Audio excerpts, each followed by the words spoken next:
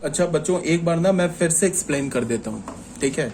अगर किसी को अभी कोई कंफ्यूजन रह गया होगा तो वो क्लियर हो जाएगा। एक बार फिर से मैं एक्सप्लेन कर रहा हूँ, ध्यान से सुनना बात को। ये हमारे पास एक यूनिवर्सल सेट है,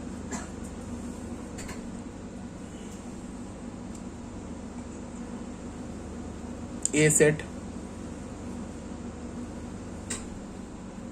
A set, B set, C set, ठीक है। इसको हमने ए बोल दिया, बी बोल दिया, सी, इसको डी, इसको ई, इसको एफ, इसको जी, इसको एच बोल दिया।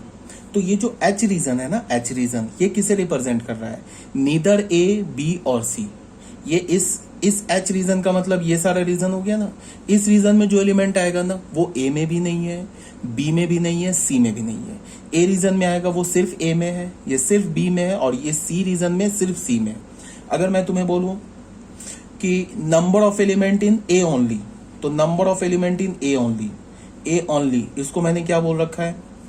इसको हम कैसे लिखेंगे? Number of element in A में होगा, बी में नहीं होगा, सी में नहीं होगा। इसका मतलब ये number of element in small a region, इसकी बात हो रही है। तो इसको हम कैसे लिखेंगे? Number of element in A में से क्या सब्ट्रैक्ट कर देंगे? Number of element in A intersection B.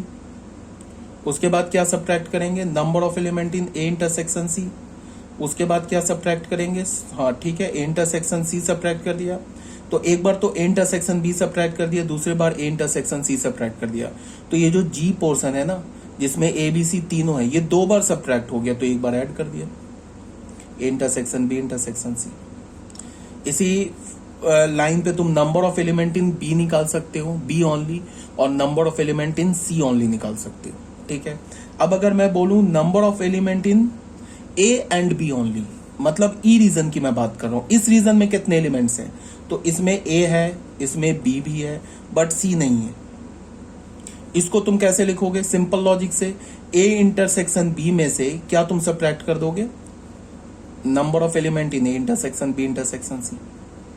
Same line से number of element in A and C only, मतलब डी रीजन को भी इसी सेम लाइन से लिख लोगे। Number of element in B and C only, मतलब इस एफ रीजन की बात हो रही है, इसको भी तुम सेम लाइन से लिख सकते हो, मतलब इसी फॉर्म से तुम लिख सकते हो। अब अगर तुम्हें क्वेश्चन में बोला जाए कि number of element in exactly one of the three sports, तो number of element in exactly one of the three sport का क्या मतलब है? कि तुमसे क्या बोल रहा है कि ए, ऐसे देखो, नंबर ऑफ एलिमेंट किस में बोला निकालने के लिए? जिसमें सिर्फ ए हो, एग्जैक्टली वन, सॉरी, ए हो, बी नहीं हो, और सी नहीं हो। ये रीजन क्या हो गया? इसमें सिर्फ ए प्रेजेंट है, बी और सी नहीं प्रेजेंट है। यूनियन ए प्रेजेंट नहीं हो, बी प्रेजेंट हो, और सी प्रेजेंट नहीं हो। यूनियन ए भी प्रेजेंट नहीं हो, बी भी प्रेजेंट नहीं हो, बट सी प्रेजेंट हो। इस तीन सेट के नंबर ऑफ एलिमेंट्स की बात कर रहा है। अगर तुम्हें बोले ना कि number of element in exactly one of the three sports, मतलब इस सेट के यूनियन की बात कर रहा है, इस सेट के यूनियन में नंबर ऑफ एलिमेंट्स की बात कर रहा है। अब ये देखो, ये सेट क्या है हमारा? ये ए सेट है, और ये सेट क्या हमारा? ये बी, जो बी रीजन है, ये सेट है। और ये सेट क्या हमारा? इंटरसेक्शन, सॉरी, ये इंटरसेक्शन सी। ये क्या हमारा? ये स्मॉल सी रीजन है। तो इसके एलिमेंट्स ये देखो, ये small a reason, small B reason और स्मॉल सी रीजन, ये तीनों डिसजॉइंट सेट है। तो मैंने क्या बोला था कि अगर तीन डिसजॉइंट सेट का अगर हमें यूनियन लेना है, तो सिंपली हम क्या करेंगे? सिंपली उन तीनों सेट्स के नंबर ऑफ एलिमेंट को ऐड कर देंगे। ये सेट और ये सेट। ये सेट किसे रिप्रेजेंट कर रहा है? स्मॉल ए रीजन को। ये सेट किसे रिप्रेजेंट कर रहा है? स्मॉल बी रीजन को। ये सेट किसे रिप्रेजेंट कर रहा है? स्मॉल सी रीजन को। तो अगर मैं बोल रहा हूं ना यूनियन लेना, तो ये ए रीजन, बी रीजन और सी रीजन क्या हमारा? डिसजॉइंट है। तो इसका मतलब क्या है कि अगर हमें इन तीनों सेट के नंबर ऑफ एलिमेंट्स के यूनियन, सॉरी, इन तीनों सेट के यूनियन का नंबर ऑफ एलिमेंट्स निकालना है, तो हम क्या करेंगे? तीनों को सिंपली ऐड कर देंगे। Number of element in this plus number of element in this plus number of element in this. अब इसके नंबर ऑफ एलिमेंट को कैसे निकालोगे? ए में नंबर ऑफ एलिमेंट को कैसे निकालोगे? ये ऑलरेडी बता रखा है, ठीक है। बी के नंबर ऑफ एलिमेंट्स को कैसे निकालोगे? ये स्मॉल बी के नंबर ऑफ एलिमेंट को कैसे निकालोगे? बी सेट में से पहले तुम ए इंटरसेक्शन बी सब्ट्रैक्ट करो, बी इंटरसेक्शन सी सब्ट्रैक्ट करो, और एक बार क्या करो? A intersection B intersection C add कर दो, तो ये स्मॉल बी रीजन आ जाएगा। इस नंबर ऑफ एलिमेंट इन सी, इस रीजन को कैसे निकालोगे? इस सी सेट में से एक बार तुम बी इंटरसेक्शन सी को सब्ट्रैक्ट करो, एक बार ए इंटरसेक्शन बी को सब्ट्रैक्ट करो, और एक बार A intersection B intersection C add कर दो। ठीक है, तो ये भी क्लियर हो गया होगा। अब अगर बोला जाए कि number of element in exactly 2 of the 3 set, इसका क्या मतलब है? इस रीजन की बात कर रहा है जिसमें ए भी प्रेजेंट है, बी भी प्रेजेंट है, बट सी प्रेजेंट नहीं है। यूनियन ए प्रेजेंट है, बी प्रेजेंट नहीं है, सी प्रेजेंट है। यूनियन ए प्रेजेंट नहीं है, बी प्रेजेंट है, सी प्रेजेंट है। अब बच्चों ये क्या हमारा ए और बी दोनों प्रेजेंट है, तो ये ई स्मॉल ई रीजन को रिप्रेजेंट कर रहा है। ये क्या ए और सी दोनों प्रेजेंट है, ए भी प्रेजेंट है, सी, तो ये स्मॉल डी रीजन को रिप्रेजेंट कर रहा है। ये इसमें क्या है, बी और सी प्रेजेंट है, तो ये स्मॉल एफ रीजन को रिप्रेजेंट कर रहा है। अब तुम बताओ, ये ई रीजन, डी रीजन और एफ रीजन तीनों डिसजॉइंट सेट है, तो डिसजॉइंट सेट के नंबर ऑफ एलिमेंट्स का यूनियन कैसे निकालेंगे? तीनों सेट के नंबर ऑफ एलिमेंट्स को ऐड कर दो। अब ये रीजन में नंबर ऑफ एलिमेंट कैसे आएगा? ये क्या होगा? Number of element in E plus number of element in D plus number of element in F. Number of element in E कैसे मिलेगा हमें? ये बहुत सिंपल है। Number of element in A intersection B में से number of element in A intersection B intersection C को subtract कर दो, तो ई आ गया। अब ये number of element in d कैसे मिलेगा? Number of element in A intersection B में से, सॉरी ए इंटरसेक्शन सी में से number of element in A intersection B intersection C को सब्ट्रैक्ट कर दो, तो ये आ जाएगा। अब ये स्मॉल एफ का रीजन में नंबर ऑफ एलिमेंट कैसे मिलेगा? Number of element in B intersection C में से number of element in A intersection B intersection C को सब्ट्रैक्ट कर दो, तो ये आ जाएगा। सिंपल लॉजिक है। अगर मैं बोलूं कि ये एच रीजन में नंबर ऑफ एलिमेंट्स निकालो, तो ये कैसे मिलेगा? अगर मैंने बोला कि एच रीजन में नंबर ऑफ एलिमेंट्स निकालो, number of element in H region, तो ये क्या होगा? यूनिवर्सल सेट में से तुम क्या करो, number of element in A union B union C को सब्ट्रैक्ट कर दो। यूनिवर्सल सेट में से तीनों के यूनियन को सब्ट्रैक्ट कर दो, तो नंबर ऑफ एलिमेंट इन हमें क्या मिल जाएगा? In H region. इसको हम क्या बोल सकते हैं? Number of element in A union B union C का complement. A union B union C के कंप्लीमेंट में नंबर ऑफ एलिमेंट्स निकाल लो, तो ये क्या आ जाएगा? Number of element in H. I think ये आपको क्लियर हो गया होगा, अभी तक कोई डाउट नहीं होगी। ठीक है, अब बच्चों आ जाओ नेक्स्ट क्वेश्चन में, दैट इज क्वेश्चन नंबर 6। इस क्वेश्चन को देखते हैं, ये बिल्कुल इजी क्वेश्चन है, इसमें कोई प्रॉब्लम नहीं होगी। देख लो, सबसे पहले क्वेश्चन को रीड करते, क्वेश्चन में क्या बोल रहा है। क्वेश्चन में बोल रहा है क्या कि if capital A and capital B are respectively the sets having the elements as zeros of the polynomial this and this. क्या बोल रहा है कि हमारे पास ये एक पॉलिनोमियल दे रखा है, बोल रहा है कि इस पॉलिनोमियल का जो जीरो होगा, इस पॉलिनोमियल का जो जीरो होगा वो ए सेट का एलिमेंट होगा, और इस पॉलिनोमियल का जो जीरो होगा वो बी सेट का एलिमेंट होगा। तो बोल रहा है कि ये कॉलम 1 दे रखा है, ये कॉलम 2 दे रखा है। बोला है कि कॉलम 1 को एलिमेंट्स को, कॉलम 1 के एलिमेंट्स को कॉलम 2 के एलिमेंट से मैच कराओ और बताओ कौन सा ऑप्शन करेक्ट है। यही बोल रहा है। तो सबसे पहले हमें क्या करना होगा कि जो पहला पॉलिनोमियल है उसको हमने एफ एक्स मान लिया। ये हमने क्या मान लिया? X cube minus 4x square plus x plus 6 मान लिया, ऐसे मान लिया। अब बच्चों 9th-10th क्लास में ना आपने क्यूबिक और क्वाड्रेटिक को फैक्टराइज करना सीखा होगा। अगर नहीं सीखा है तो फिर से कोई टेंशन नहीं लो, अभी मैं सिखा रहा हूं। ये हमारे पास सबसे पहले क्या बात है, ये हमारे पास क्यूबिक इक्वेशन है।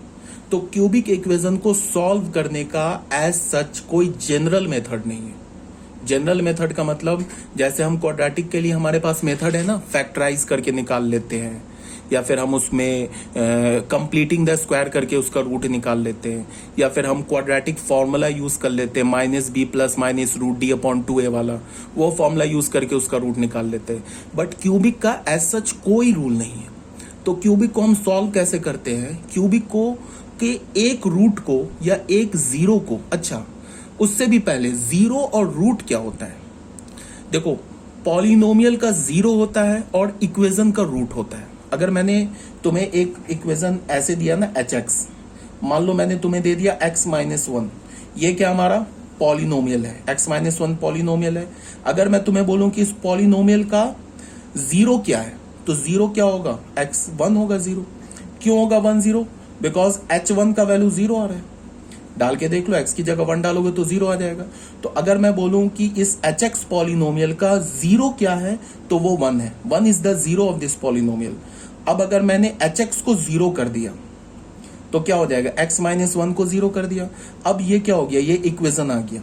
तो अब इसका हम क्या बोलेंगे, जीरो किस में कन्वर्ट हो जाएगा, रूट में। अब मैं बोलूंगा कि x minus one is equal to zero का रूट क्या है, that is x is equal to one. तो अगर पॉलिनोमियल गिवन हो, ठीक है, पॉलिनोमियल एक्सप्रेशन गिवन हो तो उसका हम जीरो निकालते हैं, और अगर पॉलिनोमियल इक्वेशन गिवन हो तो हम उसका रूट निकालते हैं। ये बात समझ में आ रही है। अब आ जाते हैं, ये हमारे पास क्या गिवन है, ये हमारे पास पॉलिनोमियल एक्सप्रेशन गिवन है, तो इसका हमें रूट निकालना है। तो रूट निकालने के लिए क्या करते हैं, हम सबसे पहले हिट एंड ट्रायल मेथड से x का एक वैल्यू सिलेक्ट करते हैं और उस वैल्यू को यहां डाल के देखते हैं कि x के किस वैल्यू पर ये जीरो हो रहा है, fx जीरो हो रहा है। तो हमारा जो सिलेक्शन होता है x का वैल्यू, वो जनरली क्या होता है, plus minus one, plus minus two, zero, plus minus one upon two. ये मैंने बहुत बता दिया, ये प्लस माइनस वन में ही आ जाता है generally, most of the cases में प्लस माइनस वन से एक जीरो निकल आता है, या maximum plus minus two use कर लो, या और टफ क्वेश्चन होगा तो plus minus one upon two use कर लो, और ज्यादा टफ क्वेश्चन होगा तो plus minus one upon four, one upon three. इससे ज्यादा ऐसा नहीं रूट मिलेगा, वन अपॉन रूट टू ऐसा जीरो नहीं मिलेगा, या रूट टू अपॉन फाइव इस टाइप का जीरो नहीं मिलेगा। इतने कॉम्प्लिकेटेड नंबर्स नहीं आएंगे, सिंपल नंबर होगा जिससे तुम्हें एक जीरो मिल जाएगा। ठीक है, तो हमने क्या किया, हिट एंड ट्रायल मेथड से f की जगह x की जगह वन पुट किया, तो क्या हो जाएगा, one cube minus four into one square plus one plus six. तो क्या हो गया देख लो, one minus four minus three plus seven, ये क्या हो गया, four, which is not equals to zero. कोई बात नहीं है। अब उसके बाद फिर हिट एंड ट्रायल मेथड से f ऑफ माइनस वन निकाला, क्या होगा, minus one cube minus four minus one का square plus of minus one plus six. तो ये क्या हो गया, minus one minus four minus one plus six. तो देख लो, minus five minus one minus six plus six zero. तो क्या मिला हमें, f ऑफ माइनस वन क्या मिल गया हमें, f of minus one zero मिल गया। तो इसका मतलब क्या है कि जो fx हमारा जो क्यूबिक पॉलिनोमियल दे रखा है, इसका हमें एक जीरो मिल गया। वो जीरो क्या है, x is equal to minus one. तो अब तुम्हें पता होगा कि ये जो हमारे पास fx है ना, x cube minus four x square plus x plus six, इसका एक जीरो क्या मिल गया, x, एक जीरो क्या मिला हमें, माइनस वन। तो यहां से हमें क्या पता चल गया कि x plus one is the factor of fx, is the factor of fx। fx का एक फैक्टर क्या आ गया बच्चे, x प्लस वन। इसका क्या मतलब है कि अगर तुम इस fx पॉलिनोमियल को x प्लस वन से डिवाइड करोगे तो रिमाइंडर जीरो होगा। फैक्टर है ना, तो फैक्टर तो कंप्लीट डिवाइड कर देगा ना। एक तो ये मतलब हुआ। दूसरा क्या इसका मीनिंग हुआ कि तुम x क्यूब इस fx पॉलिनोमियल से x प्लस वन फैक्टर बाहर निकाल सकते हो। मैंने दो बताया, मैंने क्या बोला कि x is equal to minus one पर ये क्या हो गया, जो हमारा क्यूबिक पॉलिनोमियल है वो जीरो हो गया। इसका इससे दो मीनिंग पता चला हमें। पहला क्या कि x प्लस वन फैक्टर है, अगर x is equal to one पर ये जीरो होता तो फिर x माइनस वन फैक्टर हो जाता। अगर x is equal to two पर जीरो होता तो x माइनस टू फैक्टर हो जाता। x is equal to minus two पर ये fx जीरो होता तो x प्लस टू फैक्टर हो जाता। ठीक है, तो मैंने क्या बोला, x is equal to minus one पर क्या हो गया, fx हमारा जीरो हो गया। माइनस वन डाला नहीं, ये वैल्यू जीरो मिल गया, तो x प्लस वन एक फैक्टर हो गया। तो यहां से हमें क्या पता चला, पहली बात हमें क्या पता चली कि अगर हम इस fx को x प्लस वन से डिवाइड कर दें तो ये कंप्लीटली डिविजिबल हो जाएगा, रिमाइंडर जीरो आ जाएगा, पहला। दूसरा क्या कि इस हम पॉलिनोमियल इक्वेशन से, हम इक्वेशन बोल रहा हूं पॉलिनोमियल एक्सप्रेशन से x plus one as a factor बाहर निकाल सकते। ठीक है, अगर तुम x प्लस वन फैक्टर बाहर निकालोगे तो अंदर क्या बचेगा, क्वाड्रेटिक को हम क्या कर सकते हैं, स्प्लिटिंग द मिडिल टर्म से उसको फैक्टराइज कर सकते, तो फिर हमें तीनों जीरो मिल जाएगा। नहीं समझ में आया, देखो कर रहा हूं। सबसे पहला क्या है कि हमने x प्लस वन से डिवाइड कर दिया, किसको, x cube minus four x square plus x plus six को डिवाइड कर दिया। तो डिवीजन तो आता होगा 9th क्लास से। क्या करेंगे हम लोग, एक्स क्यूब, इस डिविडेंड को पहले क्या करते हैं हम लोग, स्टैंडर्ड फॉर्म में लिखते हैं। स्टैंडर्ड फॉर्म में लिखने का मतलब कि इसके जो डिग्री है उसको हम क्या करते हैं, डिक्रीजिंग ऑर्डर में रखते हैं, 3 2 1 फिर डिग्री 0 तो है इसकी। 6 का डिग्री क्या है, 0 है ना। क्यों है, because 6 into x to the power 0 लिखा है। तो 6 का डिग्री 0, तो 3 2 इसकी डिग्री 1 और इसकी डिग्री 0, तो ये स्टैंडर्ड फॉर्म में लिखा है। जो हमारा डिवाइजर है वो भी स्टैंडर्ड फॉर्म में लिखा है, x का डिग्री 1 और 1 का डिग्री 0। अब हमने क्या किया, डिविडेंड के फर्स्ट टर्म को डिवाइजर के फर्स्ट टर्म से डिवाइड किया, हमें क्या मिल गया एक्स स्क्वायर। अब ये जो एक्स स्क्वायर है ना, ये कोशिएंट का फर्स्ट टर्म आ गया। अब एक्स स्क्वायर से क्या करेंगे, इसको मल्टीप्लाई करेंगे एक्स प्लस 1 को, तो एक्स स्क्वायर प्लस एक्स क्या हो जाएगा, एक्स क्यूब। लाइक टर्म के नीचे लिख दिया। अब 1 इंटू एक्स स्क्वायर क्या होगा, plus x square, x square के लाइक टर्म के नीचे लिख दिया, सब्ट्रैक्ट किया, ये हो गया माइनस, ये हो गया माइनस, ये तो कैंसिल हो गया, ये क्या हो गया minus 5x square plus x plus 6। अब हमने क्या किया, अब ये हमारा न्यू डिविडेंड हो गया। फिर इस न्यू डिविडेंड का पहला जो टर्म क्या है, माइनस 5x स्क्वायर, और ये जो हमारा डिवाइजर है इसका पहला टर्म क्या x, इसको हमने डिवाइड कर दिया तो क्या मिल गया माइनस 5x। तो ये कोशिएंट का हमारा दूसरा टर्म हो गया माइनस 5x। अब इस माइनस 5x से x को मल्टीप्लाई किया तो क्या मिल जाएगा माइनस 5x स्क्वायर। माइनस 5 से 1 को मल्टीप्लाई किया तो क्या मिल गया माइनस 5x। सब्ट्रैक्ट कर दिया, ये माइनस प्लस हो गया, ये माइनस प्लस हो गया, ये कैंसिल हो गया, ये क्या हो गया 6x प्लस 6। अभी भी देखो डिग्री, जो अभी हमारा जो न्यू डिविडेंड है इसकी डिग्री क्या 1 और डिवाइजर की डिग्री है क्या 1। तो जब तक डिग्री जो हो ना, या तो कांस्टेंट टर्म आ जाए या तो डिग्री लेस हो जाए, किससे, डिवाइजर से, तब तक हम डिवाइड करते रहेंगे। यहाँ पे अभी देखो डिग्री इक्वल है ना, इसकी डिग्री 1 इसकी डिग्री 1, तो अभी डिग्री इक्वल है तो अभी फर्दर डिवाइड होगा।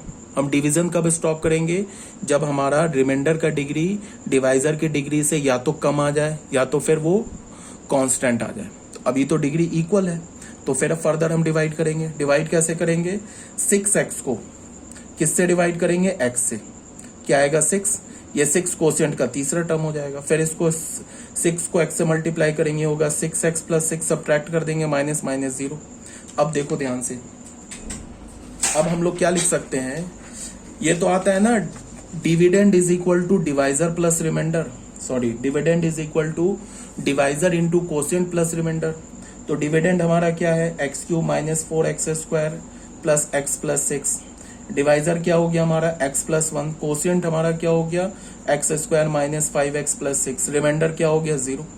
ऐसे लिख लिया तो कोई प्रॉब्लम नहीं है। तो इसको हमने क्या लिखा, x प्लस 1, ये क्या हो गया x square minus 3x minus 2x and plus of 6। तो ये क्या हो गया x प्लस 1, यहां से क्या हो गया x माइनस 3 x माइनस 2, ठीक है। अब ये किसके इक्वल है, x cube minus 4x square plus x plus 6। अब बच्चों यहाँ इसको मैंने कर दिया फैक्टराइज। अब तुम ध्यान से देखो, x के जो जीरोज हैं वो तो विजिबल हो गए ना। एक जीरो क्या हो गया -1, तो हमने पहले ही निकाल रखा है। दूसरा जीरो क्या हो गया 3, और तीसरा जीरो क्या हो गया 2। देख लो x का वैल्यू 3 डालो, ये पूरा 0 हो जाएगा, तो ये 0 हो जाएगा। x का वैल्यू 2 डालो, ये पूरा 0 हो जाएगा, तो फिर अगेन ये 0 हो जाएगा। तो ये 3 जीरोज आ गए, ठीक है।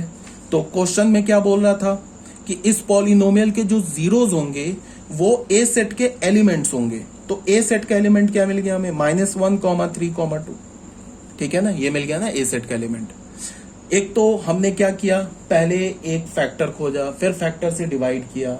डिवाइड करने के बाद फिर हमने क्या किया, dividend is equal to divisor into quotient plus remainder के फॉर्म में लिखा। फिर हमें क्या मिल जाएगा, एक लीनियर मिल गया, क्वाड्रेटिक मिल गया। इस पे हमने स्प्लिटिंग द मिडिल टर्म लगा दिया। इतना सब करने के बजाय तुम क्या कर सकते थे, थोड़ा शॉर्टकट भी यूज कर सकते थे। कैसे, वो बता रहा हूं।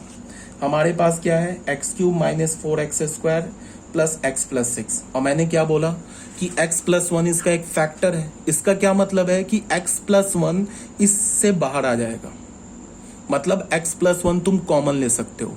अब कॉमन कैसे लेंगे वो बता रहा हूं। इसमें मैंने क्या किया, जो x क्यूब वाला है ना उसको ऐसे लिख दिया, ठीक है।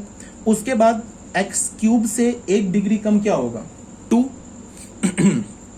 सॉरी 1 डिग्री कम क्या होगा 2। तो अब मुझे एक्स स्क्वायर वाला टर्म ऐसे लिखना है कि एक्स क्यूब और एक्स स्क्वायर वाले टर्म में से एक्स प्लस 1 कॉमन आ जाए। समझ रहे हो बात को। तो वो क्या लिखा मैंने, एक्स स्क्वायर लिख दिया अपने मन से। तो यहां पे देखो एक्स क्यूब और एक्स स्क्वायर में अगर तुम एक्स स्क्वायर कॉमन लोगे तो एक्स प्लस 1 आ जाएगा ना कॉमन फैक्टर। बट हमारे पास क्या लिखा है -4x स्क्वायर, तो इसको भी बैलेंस करना है। तो इसको बैलेंस करने के लिए मैंने क्या कर दिया, ये बताओ एक्स स्क्वायर में क्या ऐड करें कि -4x स्क्वायर आ जाए, ये तुम बताओ। इसमें मैंने क्या ऐड कर दिया बताओ, -5x²। तो -5x² ऐड करने से देख लो, x² -5x² -4x² बैलेंस हो गया। ठीक है, तो अभी तक हमने यहां तक लिखा, अभी तक हमने x³ -4x² को यहां ऐसे लिख लिया। उसके बाद फिर अब मुझे एक आगे x वाला टर्म ऐड करना है, और ऐसा x वाला टर्म ऐड करना है जिसमें से अगर मैं -5x² और वो जो x वाला टर्म है उस दोनों से मैं कुछ कॉमन ले लूं तो x+1 आ जाना चाहिए। तो उसके लिए मैंने क्या लिख लिया, ऐसे देख लो, 5x+1, तो यहां भी माइनस कर दिया, -5x कर दिया।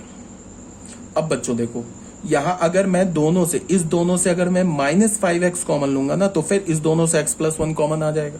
इस दोनों से अगर मैं x² कॉमन लूंगा तो x+1 कॉमन आ जाएगा। बट यहां तो मैंने -5x लिख दिया, बट यहां पे क्या है, ये तो +x है, तो इसे बैलेंस भी करना होगा। तो बैलेंस करने के लिए +6x ऐड कर दिया। तो देख लो, -5x और +6x बैलेंस हो गया, x आ गया, और बाकी जो कांस्टेंट टर्म लिखा उसे एज इट इज लिख दो। अब देखो, ये अगर तुम ऐसे समझ गए तो अब देखो, इस दोनों से x² कॉमन लो तो ये क्या होगा, x+1। इस दोनों से -5x कॉमन लो तो क्या होगा, ये x+1। इससे 6 कॉमन लो तो क्या होगा, x+1। तो यहां से x+1 कॉमन आ जाएगा, तो क्या हो जाएगा, x² -5x + 6। देख लो, ये डायरेक्ट ये वाला टर्म आ गया ना, यहां पे हम पहुंच गए। ये तो करने में टाइम इतना लगा क्योंकि मैं इतना समझा रहा था।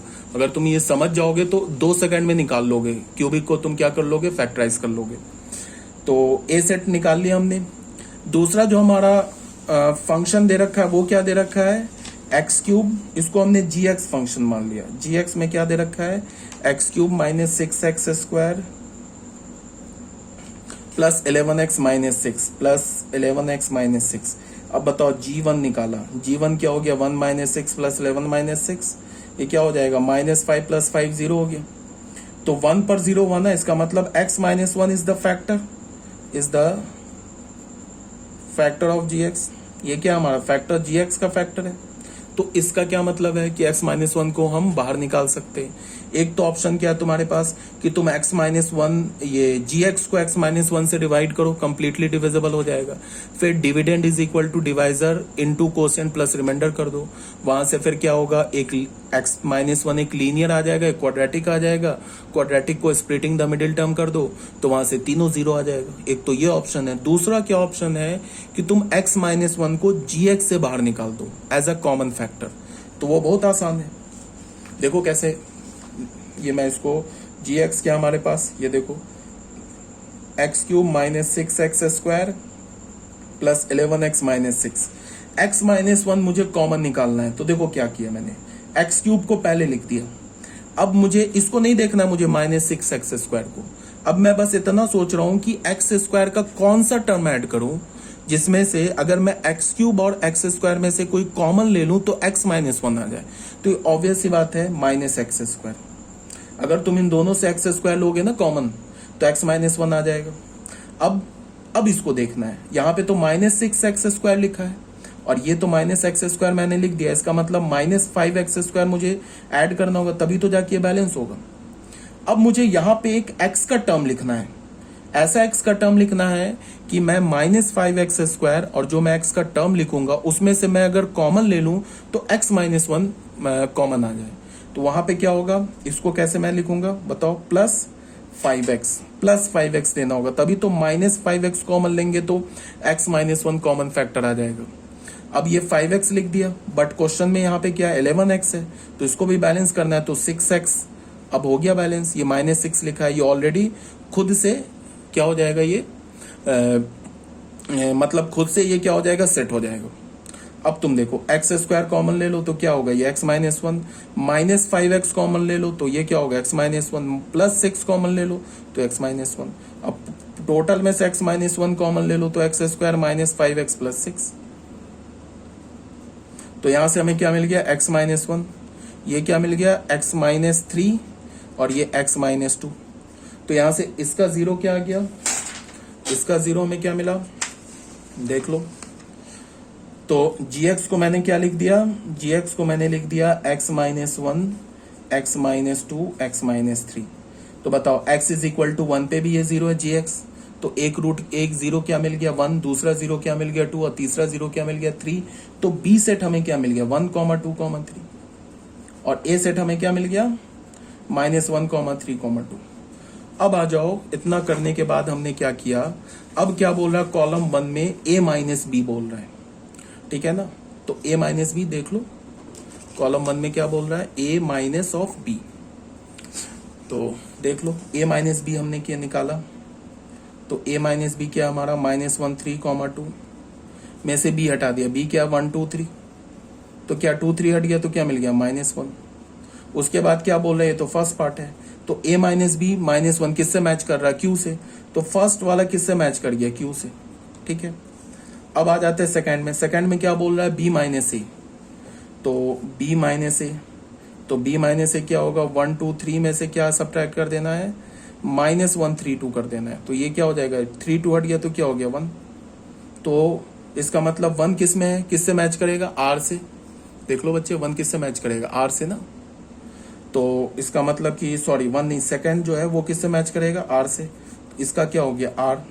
अब थर्ड में क्या बोल रहा है, थर्ड में हमें बोल रहा है a minus B minus A, a minus B minus A, तो a क्या हमारे पास a है -1, 3, 2, -1, 3, 2 माइनस b माइनस से ऑलरेडी हमने निकाल रखा 1, तो -1 कर दिया, तो इसका मतलब है कि इसमें तो 1 है ही नहीं, तो ये सेम आ जाएगा -1, 3, 2 आ जाएगा, तो ये किससे मैच कर गया p से, तो इसका मतलब कि जो हमारा थर्ड था वो किससे मैच हो गया p से। तो इसका मतलब देखो फर्स्ट किससे मैच हुआ q से, सेकंड किससे मैच हुआ r से, और थर्ड किससे मैच हो गया p से। ऑप्शन देख लो कौन सा ऑप्शन है, देखो फर्स्ट p से, सेकंड r से और थर्ड किससे q से, तो फर्स्ट q से, सेकंड r से और थर्ड p से, तो b is the correct option, ये b जो है ना ये हमारा करेक्ट ऑप्शन हो गया, ठीक है। तो ये था हमारा क्वेश्चन नंबर 6, तो ये भी क्लियर हो गया, ठीक है। अभी तक कोई डाउट नहीं होनी चाहिए, अगर डाउट होगा तो पूछ लेना, ठीक है। ये पीडीएफ तुम लोग को ऑलरेडी मिल चुका होगा। अब बच्चों आ जाओ क्वेश्चन नंबर 7 में। क्वेश्चन नंबर 7 क्या बोल रहा है, if A and B are two sets then A intersection A union B. ये तो ऐसे बच्चों वाला क्वेश्चन है, ए जो सेट होगा वो ए यूनियन बी का सबसेट होगा। तो अगर तुम किसी भी सेट को अपने सबसेट के साथ किसी भी सेट को अगर तुम अपने सबसेट के साथ इंटरसेक्शन लोगे तो क्या हो जाएगा, उसका सबसेट आ जाएगा। तो A intersection A union B क्या होगा, सेट ए, मतलब A is the correct option. अब आ जाओ क्वेश्चन नंबर 8 में। क्वेश्चन नंबर 8 में क्या बोल रहा है, ए सेट गिवन है, बी सेट गिवन है, और एन को क्या बोल रहा है, N is the universal set. N को बोल रहा है कि एन यूनिवर्सल सेट है, तो क्या बोल रहा है तुम्हें कि then find A complement union A union B intersection B complement, इसका वैल्यू निकालो। तो कोई बात नहीं, इसमें हमने क्या किया बच्चे, यहाँ पे देखो ये यूनियन है और ये इंटरसेक्शन है, तो हमें पता है ना कि यूनियन इंटरसेक्शन पे डिस्ट्रीब्यूटिव होता है, तो इसको मैंने क्या लिखा, A intersection B complement union B intersection B complement. और किसी भी सेट का अगर तुम उसके कंप्लीमेंट के साथ इंटरसेक्शन लोगे तो क्या मिलेगा 5, और किसी भी सेट का अगर तुम अपने कंप्लीमेंट के साथ यूनियन लोगे तो क्या मिलेगा यूनिवर्सल सेट। तो बी इंटरसेक्शन बी कंप्लीमेंट क्या हो गया 5, ये क्या है ए इंटरसेक्शन बी कंप्लीमेंट। 5 का तुम किसी सेट के साथ यूनियन लोगे तो सेम सेट आ जाएगा, तो यहां से हमें क्या मिल गया ए इंटरसेक्शन बी कंप्लीमेंट। अब फिर हमने क्या किया, यूनियन को इंटरसेक्शन पे डिस्ट्रीब्यूटिव कर दिया। ए यूनियन ए क्या होता है यूनिवर्सल सेट, तो यूनिवर्सल सेट क्या गिवन है कैपिटल एन, तो वो ये आ गया। अब हमने इस पर डिमॉर्गन्स लॉ लगा दिया, ए कंप्लीमेंट यूनियन बी कंप्लीमेंट है ना, इसमें मैंने डिमॉर्गन्स लॉ लगा दिया। ये क्या बोल रहा है ए इंटरसेक्शन बी कंप्लीमेंट। अब आ जाओ ए इंटरसेक्शन बी, ये जो सेट गिवन है ना ए और बी, इसका इंटरसेक्शन 5 है। देख लो इसमें तो सारे ऑड नेचुरल नंबर्स लिखे हैं और इसमें इवन नेचुरल नंबर्स लिखे हैं, तो ऑड और इवन के बीच का तो इंटरसेक्शन क्या होगा 5, तो ए इंटरसेक्शन बी क्या है 5, तो ए इंटरसेक्शन बी कंप्लीमेंट क्या होगा, नेचुरल नंबर से इंटरसेक्शन बी को हटा देंगे, तो नेचुरल नंबर -5, तो नेचुरल नंबर से 5 को हटाओगे तो नेचुरल नंबर आ जाएगा। इसका क्या मतलब है कि ए इंटरसेक्शन बी कंप्लीमेंट क्या हमें नेचुरल नंबर। तो इसकी जगह क्या लिख सकते हैं, नेचुरल नंबर। तो नेचुरल नंबर का इंटरसेक्शन नेचुरल नंबर के साथ लोगे तो नेचुरल नंबर। सो हमारा कौन सा ऑप्शन हो गया, B is the correct option. ठीक है, अब बच्चों क्वेश्चन नंबर 9 में आ जाओ। क्वेश्चन नंबर 9 में क्या बोल रहा है, if X and Y are two sets and X complement denote the complement of X, then X intersection X union Y complement is equal to. तो ये भी बच्चों वाला क्वेश्चन है। इसमें हमने क्या किया, एक्स और वाई दो सेट बोल रहा है और फिर क्या बोल रहा है कि इसका वैल्यू निकालो, X intersection X union Y complement का वैल्यू निकालो। तो इस पर हमने डिमॉर्गन्स लॉ लगा दिया, एक्स यूनियन वाई कंप्लीमेंट पे हमने देखो यहाँ डिमॉर्गन्स लॉ लगा दिया। फिर यहाँ पे देखो ध्यान से, ये भी इंटरसेक्शन है, यहाँ भी इंटरसेक्शन है। तो इंटरसेक्शन तो क्या बोलता हूँ, एसोसिएटिव होता है, ऐसे लिख सकते हैं ना हम। अगर ऐसे लिखा है A intersection B intersection C, इसको हम ऐसे लिख सकते हैं ना, A intersection B intersection C. ये तो एसोसिएटिव होता है, एक बार ए और बी को एसोसिएट किया, यहाँ बी और सी को एसोसिएट किया, ये तो इक्वल होता है। तो इसको हमने क्या कर दिया, एक्स इंटरसेक्शन एक्स कंप्लीमेंट, एक बार इसको ब्रैकेट में लिख दिया, तो ये क्या होगा फाई। तो फाई इंटरसेक्शन वाई कंप्लीमेंट, तो फाई का इंटरसेक्शन दुनिया के किसी भी सेट के साथ क्या होता है, फाई। आंसर क्या आ गया, फाई। तो देख लो कौन सा ऑप्शन करेक्ट है, सी इज द करेक्ट ऑप्शन। तो ये बच्चों हमारा क्वेश्चन नंबर 9 भी सॉल्व हो गया। अब आ जाओ question number 10, 11, 12 and question number 13, 14 and 15। तो ये जो 10, 11, 12, 13, 14 एंड 15 ये क्वेश्चंस क्या कर रखा है मैंने, डू इट योर सेल्फ। एक बार देख लो ये क्वेश्चन, इसको आप घर पे खुद से सॉल्व करेंगे। ठीक है, अगर कोई डाउट होगा ना तो आप डाउट पूछ लोगे। ठीक है, कोई भी डाउट होगा तो पूछ लेना। उसके बाद आ जाओ क्वेश्चन नंबर 14, इस क्वेश्चन को भी आप खुद घर पे सॉल्व करेंगे, कोई डाउट होगा तो पूछ लेना, ये भी डू इट योरसेल्फ है। क्वेश्चन नंबर 15, इसे भी आप घर पे खुद से सॉल्व करेंगे, कोई डाउट होगा तो पूछ लेना। तो हमारा जो चैप्टर है ना सेट थ्योरी, ये कंप्लीट हो गया। ठीक है, ये 110% कंप्लीट है। इसमें मैंने देखो सेट थ्योरी जो चैप्टर है ना, ये चैप्टर सिर्फ जेई मेंस में आता है, जेई एडवांस में नहीं आता है। मतलब कि स्पेशली सेट चैप्टर से जेई एडवांस में क्वेश्चन नहीं आएंगे, बट सेट जो है ना हमारा बिल्कुल बेसिक चैप्टर है, जो कि आगे जो हम लोग चैप्टर्स पढ़ेंगे उसमें यूज होगा। यूज तो सभी चैप्टर होते हैं, सारे चैप्टर्स आपस में इंटरलिंक्ड होते हैं। ठीक है, बट मैंने क्या बोला, सेट एडवांस का पार्ट नहीं है, सेट से क्वेश्चन आता है जेई मेंस में। ठीक है, और जो जेई मेंस में क्वेश्चन आता है वो इंपॉर्टेंट क्या है, वेन डायग्राम समझना इंपॉर्टेंट है, नंबर ऑफ एलिमेंट्स निकालना, A union B, A intersection B, A symmetric difference B, इन सब में नंबर ऑफ एलिमेंट्स निकालना। जनरली क्वेश्चन जो होते हैं ना वो लॉजिकल क्वेश्चन होते हैं, वेन डायग्राम से रिलेटेड क्वेश्चन होते हैं, इस टाइप के क्वेश्चन होते हैं। देखो ये जो क्वेश्चन नंबर 15 है ना, इस टाइप का सेट देके क्वेश्चन पूछ लेगा, या तो फिर इस टाइप का दे देगा क्वेश्चन, जैसे मैं लिखता हूं ना, ए यूनियन बी कंप्लीमेंट का complement intersection A complement union B का कंप्लीमेंट, इस टाइप का क्वेश्चन पूछेगा। उसके बाद रही बात जेकेसीटी, जेकेसीटी में भी सेट जो है वो जेकेसीटी का भी टॉपिक है set, plus NDA national defence academy, इसका भी टॉपिक है सेट। मतलब एनडीए से भी क्वेश्चन, एनडीए में भी सेट से क्वेश्चन आते हैं। ठीक है, और बोर्ड 11th बोर्ड में तो आएगा ही, बोर्ड का क्वेश्चन बिल्कुल बच्चा क्वेश्चन होता है, उसमें तो ABCD रहता है। अगर तुम थोड़ा भी समझ रहे हो तो बोर्ड के क्वेश्चन को सॉल्व कर लोगे।